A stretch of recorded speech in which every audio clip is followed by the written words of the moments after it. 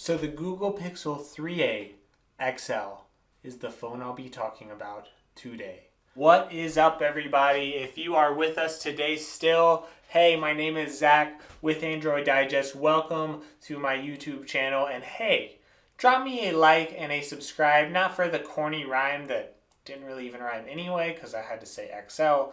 But hey, give me a like and subscribe. Continue to support my channel. I want to say thank you all for continuing to support my channel and really continuing to support my channel into the new year. So today I want to give you a review on an older phone, and I know I've done that off and on, and some of you wonder why in the world I do that. Well, today I will be reviewing the Google Pixel 3a XL. And again, you might be wondering why, and I have to say, I want to help you find great deals going into 2020. So yes, I want to talk about the Google Pixel 4, I want to talk about the Galaxy Tab S6 and the hottest and latest and greatest newest devices. But one thing I really like to do is I like to talk about things and phones that really are going to help you save money, right? I want to help you save money. I want to help you get great phones for great prices. And a lot of phones get overlooked, and I think this phone is going to be an overlooked phone in 2020. Now, I did review the Google Pixel 3a,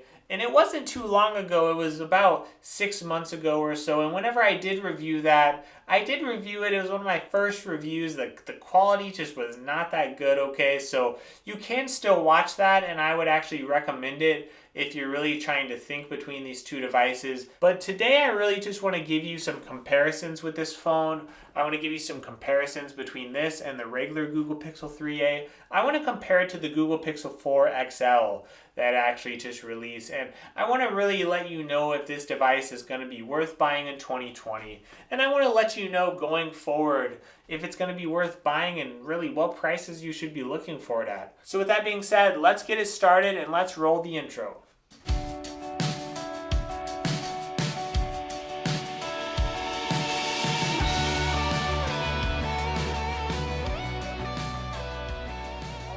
So right in my hand here is the beautiful Google Pixel 3a XL. Let's take a look at this bad boy and let's just take a quick look at the device. So right here at the bottom of the device, you're going to see a USB-C port, and you're also going to see two speakers here, which they are pretty good speakers, I will say. And you're also going to see a speaker here at the top as well, towards the top of the device. Now on the side of the device, we'll go to the left side here, you're going to see a micro SD card port. Not really. It is actually just a regular SIM card slot. So there is no micro SD card port. Okay, I know that stinks. There's no expandable storage on the Google Pixel 3a XL. So that is not a good thing if that's what you're into. Now on the top of the device, you are going to see something great though, okay? You're going to see a headphone jack, all right? So the cool thing is this is supposed to be a mid-range device. The Google Pixel 3 XL does not have a headphone jack. The Google Pixel 4 XL does not have a headphone jack. But this mid-range phone that is really trying to give you a good value, they actually included a headphone jack, which is a pretty cool thing. So congratulations, you have a headphone jack. Now, on the right side of the device, you're going to see a colored power button. It's sort of a greenish, yellowish type of color, which is pretty cool. And you're going to see a up and down on the volume there. If we take a quick look at the back, you're going to see a regular fingerprint scanner, which is really good because it works well. And you're going to see a one camera setup, not three, not four, 5 cameras. Cameras for everyone. No, just one camera. And you're going to see a little flash there for the camera. Now, if we take a quick look at the front, you're going to notice this is a 6-inch display. Okay, so it's a pretty big display, and it does have pretty large bezels. Now, I've got my good old trusty friend, the Google Pixel 3a here with me, and if you do some comparison, I do have a screen protector on that device, but if you take a quick look at these, you're going to see, and the bezels might be a little larger on the Google Pixel 3a, but not by much, and if you take that quick look, you're going to see they're really about the same as far as the look. The big difference is size. So you're going to get a 5.6-inch screen in the regular Google Pixel 3a. But if you want that screen size, you are going to pay for it, okay? Because the Google Pixel 3a XL, it does retail at $480. Now I see it on sale much cheaper than that through various places. So again, check the links in the description. But you have to decide for yourself when you're looking at these phones if you think it's worth paying for that extra screen size. Now, speaking of the display, I do want to take a look at that particular part of this phone because I really do believe it is a good display on the Google Pixel 3a XL. Now it is of course 6 inches, and one thing I mentioned is that it is a little bigger than that Google Pixel 3a. And as you're making that decision between those two phones, I think screen size is going to be a very important factor for you. Because I've used both phones, and it really depends on what you like if you're going to like a screen that's this size. So not only do you have a 6-inch screen, but you do have those extra bezels there on the screen. And you have to ask, do you want to carry around a phone that you really have to use with two hands? So with this phone, if I try to touch the top of the phone with my hand, it's going to be very difficult. I'm actually going to have to really hold it with one hand and just operate it with the other hand. So if you're used to that type of thing, or you really are looking for a big display on your phone, I think this is going to be a great phone for you. And you might not have a tablet at home like I do. You might not have a laptop. You might want a phone that could really handle everything, and you want to be able to see things very large. And I think this phone has a great display for that. So when I was GPSing, I was not missing the Google Pixel 3a. I wanted this XL, right? I wanted that up there so it was very easy to see directions. Whenever I was watching videos, I loved the XL for that. I loved it when I was reading the news. So all these different things I did with my phone, I actually preferred the XL in all those different cases.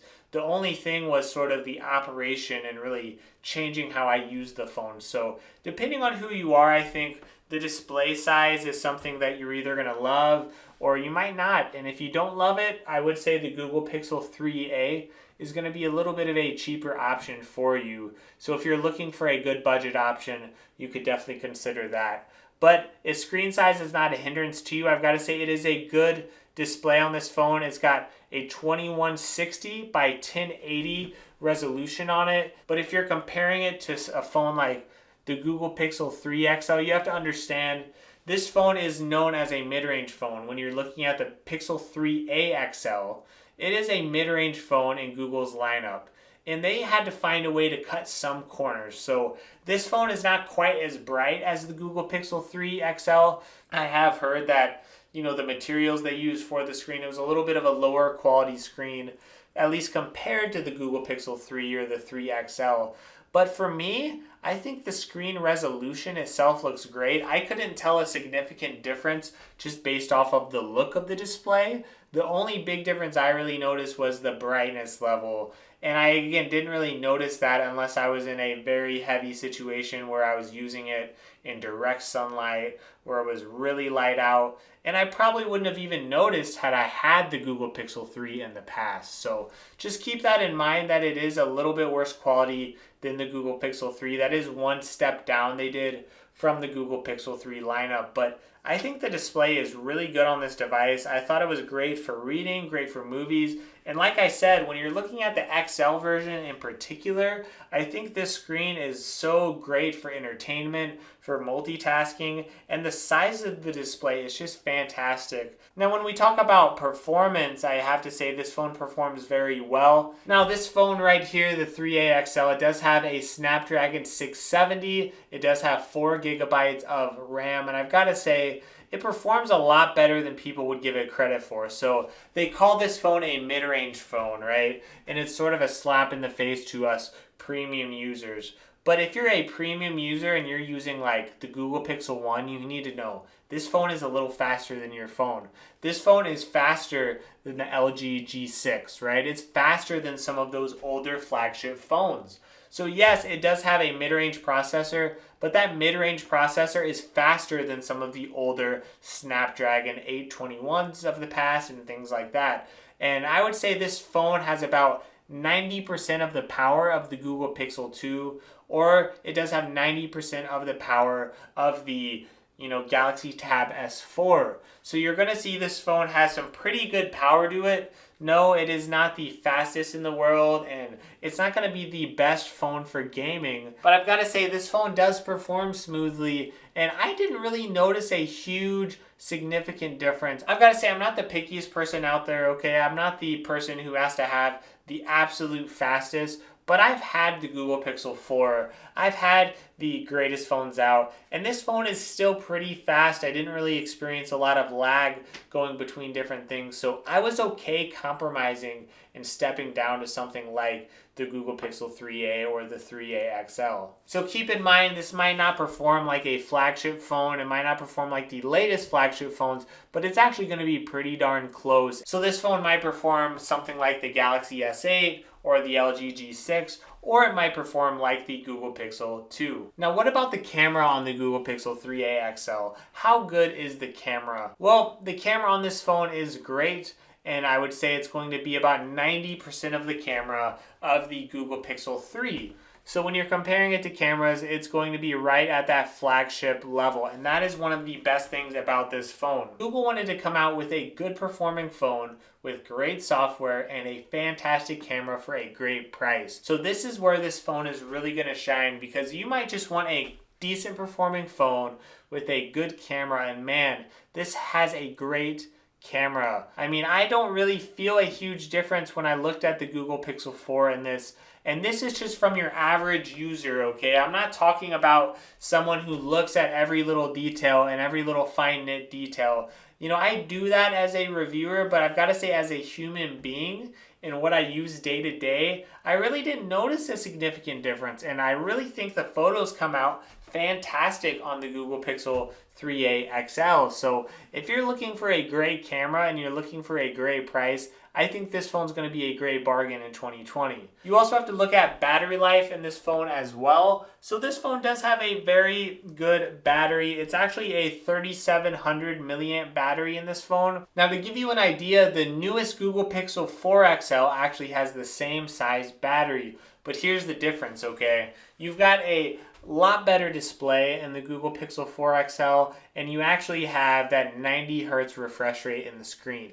All those things are going to be draining battery life. So not only does the Google Pixel 3a XL have a good battery in it, but it actually drains a lot less battery than you see in some newer flagship phones. So I got great battery performance out of this phone. I was definitely getting 5 to 6 hours of screen time. It was lasting me through the day, really every single day. I didn't really have any issues with it lasting. So I think your heavy duty users are going to get through the day just fine. And I think even your light and moderate users, you're definitely going to get through the day as well. Now, there might be some heavy duty days where you might not make it through the day entirely, but I think most people are going to like the battery life in this phone. It won't be the best of the best, but it is a darn good battery, and I really did get good performance out of it. So you might be wondering, what compromises did Google make in this phone?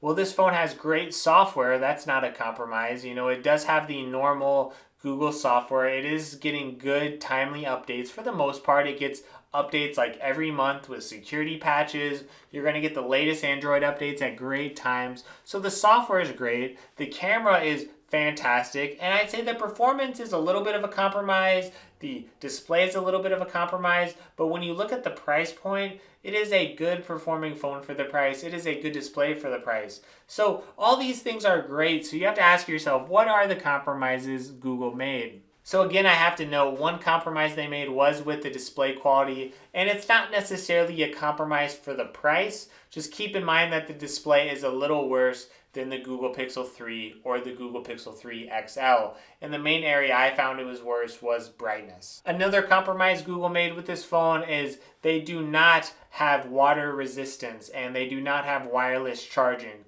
So those things might be major deals to you where you have to have water resistance. I have a baby that I love. Her name is Zoe, and she is so darn beautiful and cute. But you know what? She spits up, okay? She throws up, and not really too much of that anymore. But you know what? She's getting sick, and now she's getting mucus everywhere. And she loves to grab people's phones because she is, I guess, a phone baby. Well, you know what? She might grab your phone, and your baby might grab your phone, and you want to protect your phone. If water resistance is a big deal to you, you might want to look at the Google Pixel 3 XL because there's going to be a lot of deals for that too. But if you can live without that water resistance, I think that's a pretty good compromise.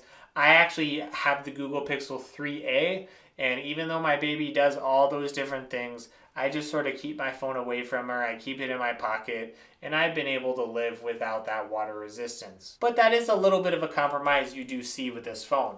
Now, you also have other things, again, like wireless charging. That might be a big deal to you. Maybe you just want to put your phone on a pad and let it go. That is something you're going to get in a $800 or $900 Google Pixel 4 XL, or maybe you're going to find it in a Google Pixel 3 or 3 XL. But one thing you have to consider, okay, the Google Pixel 3 XL, the battery life in that, I mean, is not as good. In fact, the battery size in that is 3,430 milliamps. This phone has a 3,700 milliamps, so you're getting almost 300 more milliamps. You don't have to know a lot about math to know 3,700 is bigger than 3,400. Not to mention, this phone does use a little less battery than your average phone. So this phone has a better battery life than the Google Pixel 3 XL. And I do have to also mention, this phone has a headphone jack. So not only did they not compromise in a lot, but they actually added some extra features, okay? So you're gonna get a little better battery life in this phone. You're going to get a headphone jack, but yes,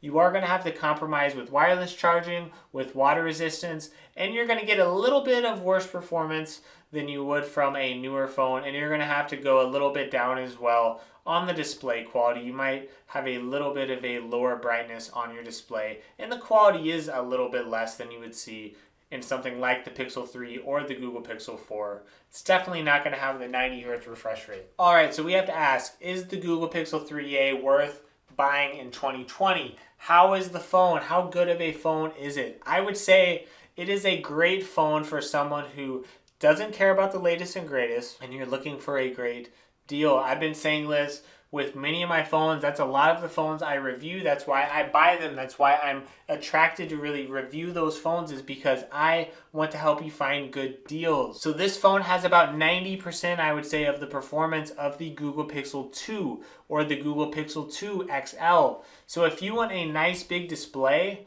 but you don't want to pay for the Google Pixel 3 or the Google Pixel 4, this is a really good option for you. And I really do believe this phone is going to go on sale over this next year. This is a time where you have to really take advantage of the fact that we live in a notchless society where we're starting to get obsessed with notches. People are starting to get obsessed with having a in-screen fingerprint reader. Well, some people just have to have those things. So because of those things, you have an opportunity to really take advantage of that when they're looking to sell their older devices. When Google has all this overstock because, people don't want these bezels anymore. We're going away from our bezels and we're going to those little hole punches. So you might see that in the Google Pixel 4a. And when that comes out, a lot of people are going to be attracted to buy it. They're going to flock to the stores, and this phone is going to go on sale. So keep that in mind. It's not just in coming months. I know this phone has gone on sale many times over the past couple months. I've seen this phone go on sale for under $400 multiple times. So keep that in mind. And heck, this phone has not been out really even a year, right? So if you see this phone used, keep in mind it hasn't been used even a year. So you might go to Amazon, and if you go, instead of clicking to buy new, you might look to buy used, and you could find this phone for a good deal. Or maybe you look on eBay, or maybe you do buy it new and you look to buy it from Amazon, or you look to buy it from Best Buy. I think you can get a good deal on this phone in 2020, and I think it is worth buying, especially if you could get this phone under $400 or even at $400. I think it is a worthy phone to buy. Thank you for watching this video. I really do appreciate it. Feel free to check out my channel because I do have some older Pixel stuff. I have a Google Pixel 4 review, a Google Pixel 3a review. So feel free to check out the stuff, and please support my channel by liking this video and click that subscribe button and click that bell so you get those notifications. You could also check out my Facebook page at facebook.com/theandroiddigest, and you can also go to my website as well at androiddigest.com. Thank you so much for watching. Again, I really appreciate it. This channel is continuing to grow, and I hope that it continues to grow in 2020. And I really hope all of you have a fantastic year this year. Thank you so much, and have a fantastic day.